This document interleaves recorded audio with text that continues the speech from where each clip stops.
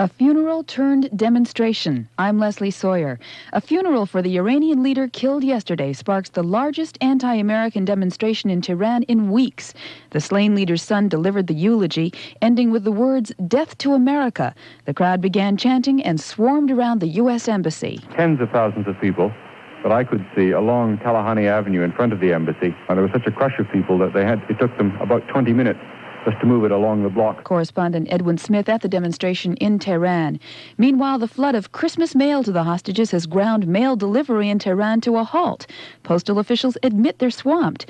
A Louisiana woman went one step further and sent a floral arrangement to the embassy, courtesy of FTD. We looked up Iran, and then we looked up Tehran and found a flower shop there.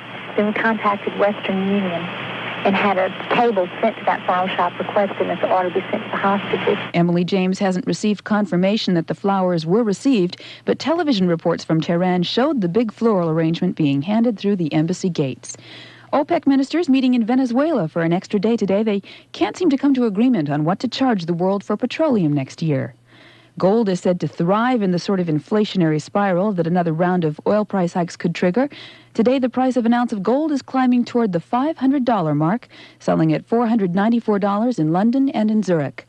And the House has voted to give Chrysler Corporation a financial break with a federal assistance package of about $1.5 billion. The Senate takes up its version of the bill today.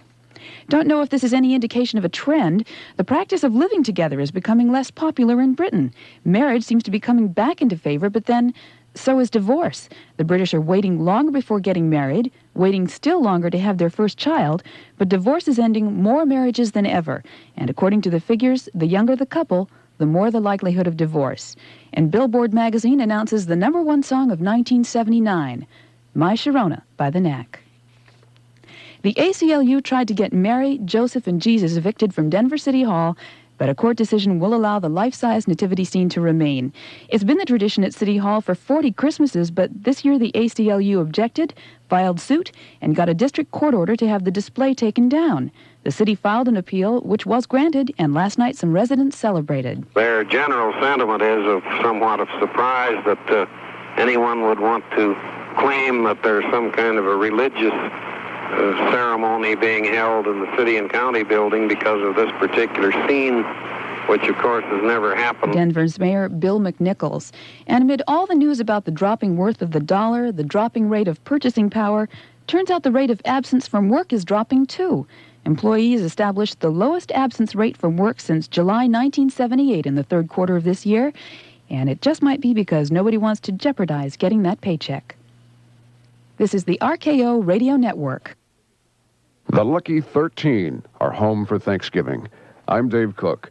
Those 13 American hostages freed by their student captors in Iran have arrived back home in the U.S. They landed a short while ago at Andrews Air Force Base in Washington, and correspondent Les Coleman is there. Here goes some members of the family rushing up to one of the Marine Corps sergeants, giving him a terrific hug, and then the other fellow's coming around, and his family walks up to him, too, as gives him a hug and he's being kissed by his mother, I'm sure, and his sisters and aunts and uncles and cousins, and probably his little sister now reaching up and grabbing him around the neck. Correspondent Coleman says the freed hostages were given an official welcome home by Secretary of State Vance. They'll now have Thanksgiving meals with their families, and it'll be a most meaningful Thanksgiving for those Americans. 49 Americans remain hostage in the U.S. Embassy in Tehran, and the students holding them hostage are denying allegations that they're brainwashing the Americans. The students say they treat the hostages well and give them plenty of books to read, such as the Bible and English translations of the Koran. The Iranian students have just freed their last 5 non-American hostages from the embassy in Tehran. There were 2 Filipinos, 1 South Korean, 1 Bangladeshi, and 1 Pakistani. There seems to be indications now that the Iranians may be somewhat softening their position on the hostages. For example, an official of the Iranian embassy in Washington says he thinks the hostages might be released if the Shah were to leave the U.S. for Mexico or Egypt. An official of the Palestine Liberation Organization also says he's been told the same thing. However, there's been no comment on that from either the Ayatollah Khomeini or the students at the embassy in Tehran. Meanwhile, President Carter is urging all Americans on this Thanksgiving to pray for the safety of the American hostages. In Pakistan, officials have now found the body of a second American who was killed in yesterday's attack on the embassy by angry Muslims. Officials say Army Chief Warrant Officer Brian Ellis had burned to death when the embassy was set on fire by the mobs. The U.S. State Department in Washington has ordered all non-essential U.S. government personnel and their families to leave Pakistan. Muslims in Turkey are now holding anti-American demonstrations outside the U.S. consulate in Izmir. Turkish police are protecting the Americans in this case.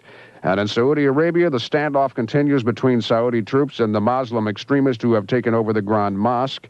The Saudis say they've arrested most of the extremists already, but some of them are refusing to surrender. People in the high plains and the Rockies are having a white Thanksgiving today. Denver reports a record 17-inch snowfall in a 24-hour period. And here's a question for you to ponder today. What does a turkey eat on Thanksgiving? Well, the 3 turkeys at the Philadelphia Zoo have already had their Thanksgiving meal served up by a real tuxedo-clad waiter.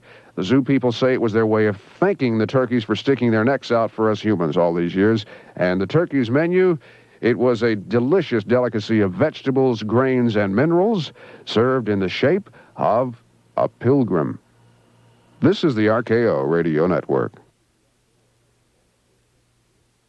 Have a nice Thanksgiving. This is a recording.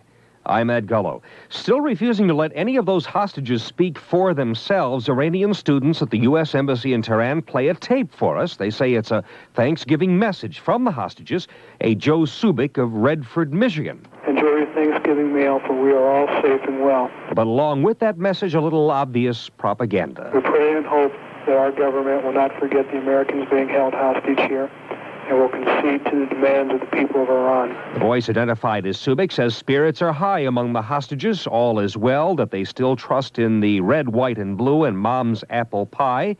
And as always, that constant demand, return the Shah.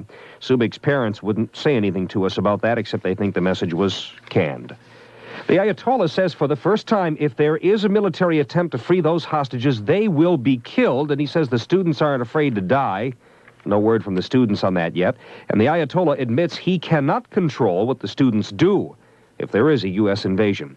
Iran's Navy on full alert. Navy officials say it's because we're threatening a war with Iran. And here's a confusing item. A spokesman for the Palestine Liberation Organization says the Ayatollah is ready to free the Americans if the Shah gets out of the U.S. This PLO man speaks for Yasser Arafat now, and he says the PLO knows what it's talking about, and we can quote him on that. 13 former hostages had Thanksgiving dinner with their families today, flown into Andrews Air Force Base in Washington. Les Coleman was there. He listened to Secretary of State Vance welcome back the Americans and promised to work for the freedom of the others, too. At the end of the remarks, one of the fathers ran over to one of the Marine Corps sergeants and gave him a great big hug. There are tears here. There are tears of joy, however, for these people who are welcoming their members of their families home after they had suffered this terrific 14-day ordeal for them. Here at Andrews Air Force Base, a happy Thanksgiving morning. Correspondent Les Coleman.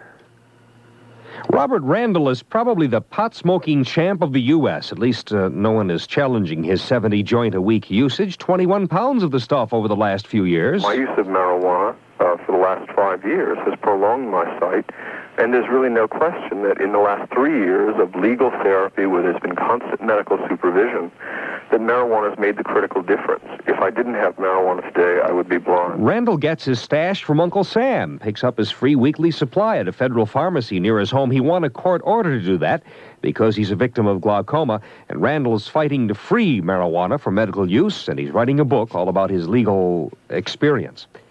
It seems like Santa's lost some weight since last Christmas. The Santa in the Thanksgiving Day parade in New York City today climbed out of his sled to hand out some gifts, and his red trousers fell down right around his ankles. But jolly old St. Nick just ho-ho-ho'd, his face a little redder than usual, held his pants up with one hand, passed out the gifts with the other.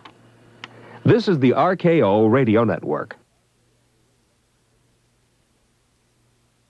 Death was the opening act. I'm Rich Riemann. Picture yourself in line for a rock concert. The crowd hears a sound check going on inside. They've been waiting for hours to get in. Suddenly, 2 doors open and 7,000 people surge forward to get inside. There was a wave effect. People in back would start pushing forward, and then the people in front would get pushed up against the door, and they'd push back, and people would get knocked over. Witnesses say some of the fans for the Who concert in Cincinnati couldn't breathe as they were pinned up against the walls at the Coliseum. They were screaming and yelling, don't push, but it didn't seem to do any good. Everybody was fighting for the best seats. Some fans collapsed and fell. People just ran over them. Most of the people had large bruise marks on them. In fact, some of the people even had footprints on their back. Ray Shortman was an usher. He watched in horror as the people crushing to get inside just stepped over the bodies of 11 dead concertgoers. 8 more are hospitalized. Over 20 others were treated for injuries. Cincinnati city officials decided to let the concert go on so there wouldn't be any more panic. Some parents with children at the concert heard the reports and rushed to the Coliseum, only to be told by some ushers to go home and wait and see if their children would show up. To prevent a recurrence of the tragedy, city officials are considering banning unreserved tickets at concerts. Security has been doubled at the Who concert tonight in Buffalo, but tickets there were sold on a reserved-only basis. At a quiet ceremony at the White House this afternoon, President Carter will announce his candidacy for re-election. The president has canceled a big fundraiser tonight that was to be the start of a 4-day campaign swing. The First family has not been without its crises these past 3 years. The Carter adventures include a brother with a booze problem, a mother who says she wants to kill someone, a sister faith healer who tries to save pornographers, a son with marriage trouble, a sister arrested for refusing to stop playing a harmonica in a diner, and a nephew in jail for armed robbery. 6,000 people showed up at the Los Angeles Coliseum last night to cheer for America and against Iran. Throughout our history, we Americans have joined together in times of crisis to show the world that we stand united, and we stand strong, and we stand ready to do whatever is necessary in the name of justice, peace, and freedom. California State Senator Paul Carpenter led chants of "Let Our People Go." The demonstration was called to show the Iranians they're not the only ones who can scream and chant in support of their cause. The UN Security Council is expected to come up with a resolution condemning the Iranian kidnappers later today. Some Iranian college students in Texas have applied for march permits to demonstrate outside the Shah's new resting place at an Air Force base near San Antonio. A New Mexico man claims he's invented a laser pistol that can shoot an airplane out of the sky at 5,000 feet. But Gene Robbins says the U.S. government hasn't shown any interest, so he's offering his untested device to foreign governments.